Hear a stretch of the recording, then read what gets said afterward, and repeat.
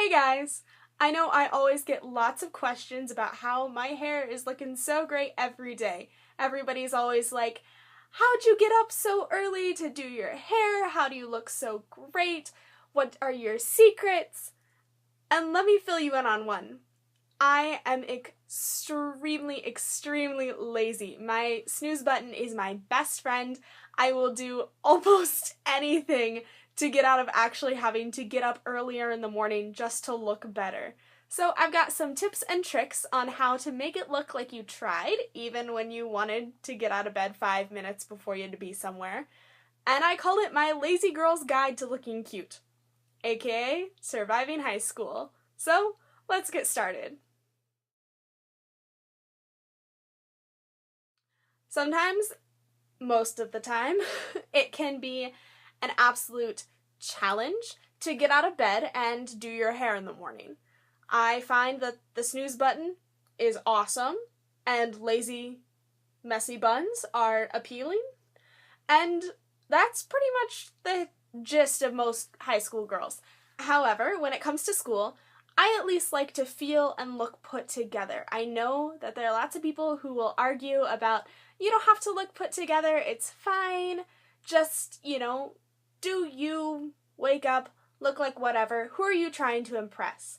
That's probably my biggest pet peeve about high schoolers, is that they're always like, who are you trying to impress?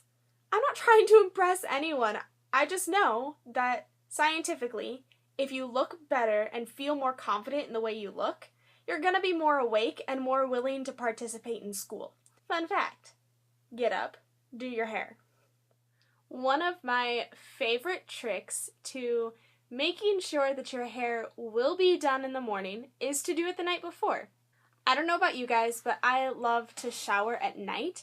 It's just so much easier because I'll come home from practice or come home from a ball game, and it's so much easier for me to hop in the shower that night and take off all my makeup and wash my face and shave and deep condition my hair and whatever else that I have to do with being a woman. And it works for me. So if I shower at night, I'm more prone to put my hair in a braid. That way when I wake up in the morning, take it out of the braid, it's wavy. Or I'm blessed that I have kind of curly wavy hair naturally, and if I sleep on it wet, then it becomes even curlier and more wavy, and I like how that looks naturally most of the time. Or sometimes I will use pillow curlers. They're ridiculous, but if I want really curly hair, I'm way more willing to do that and just let it dry overnight versus putting a lot more heat on my hair.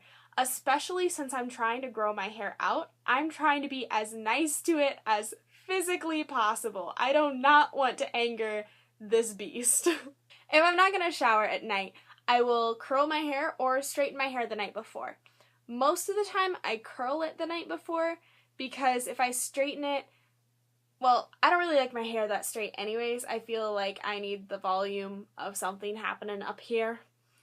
Or I feel like it gets too greasy too fast, and I can't wear it for as many days as I can wear curled hair. But if I curl my hair, I will curl it with my straightener or a curling wand or a curling iron, and I will hairspray it, and I will sleep on it. When I wake up all bright-eyed and bushy-tailed, not true, I will take my straightener or wand or whatever I used to curl it with, and I'll just do slight touch-ups.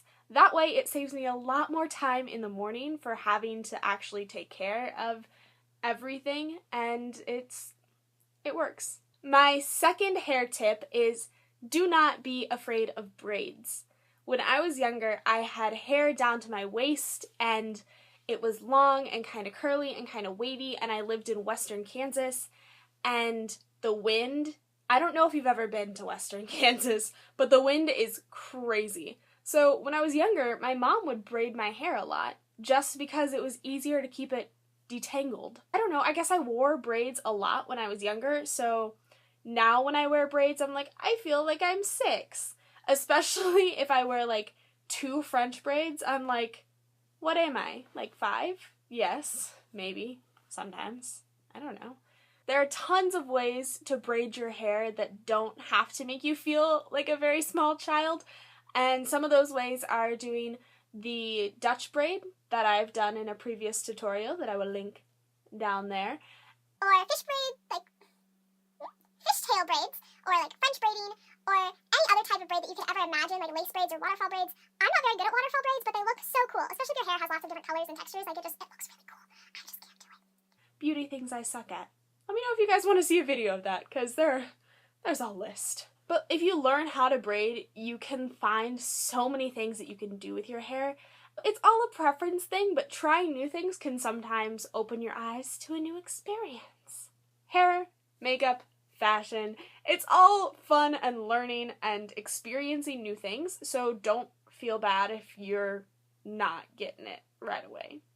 Honestly, don't feel bad. We've all been there. We've all done that. We all see right through your funky hat. I don't know if anyone is actually gonna get the reference that I just used, but we're moving on.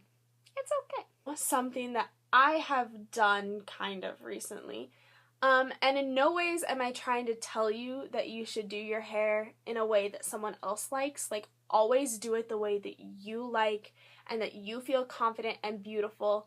And, you know, if someone else doesn't necessarily like the way your hair is, like, tough for them, but maybe listen to them if you value their opinion. If you are going on a date, for instance, and Bae, term used very loosely, likes your hair curled, maybe think about curling your hair for a date with them every now and then. I know that my guy really likes it when I curl my hair, but at the same time, he's told me that he loves whatever I do with my hair. But sometimes if we're going on a date, or if I know that like we're gonna see each other after a long time because we are in a long distance relationship, then I try to curl my hair just because I know it's something that he likes. I personally love curling my hair more than I love straightening my hair, so if I'm gonna do something with it, of course I'm gonna curl it. And maybe that's why he likes it more, because that's what he sees more often. I don't think that your physical appearance should ever be something that's a make or break for a relationship. I personally think that's ridiculous. But talk. I don't know. Just talk about it. Obviously, depending on your hairstyle, your cut, your color, your personal preference, your skill, your whatever, some of these tips might not apply for you. But it's always a good starting point. And I can tell you that if you do something with your hair, even if it's just a braid or a bun, it's going to make it look like you've done more, and it's automatically going to make you look more awake and feel more confident in yourself because you've put time into it. One of the biggest lazy girl hacks I can give you is do something. Anything. And I can tell you, you will feel so much better about yourself because you don't feel like you look like a trash can. And I'm not saying that you do, but just it'll give you that era of confidence, and it'll just make your entire day go a little bit smoother. So, you guys, happy styling. I love you. I hope you have fantastic lazy girl days, and stay beautiful. And when I wake up, all bright-eyed and bushy-tailed. That's a lie. Who's trying to talk to me? I'm filming.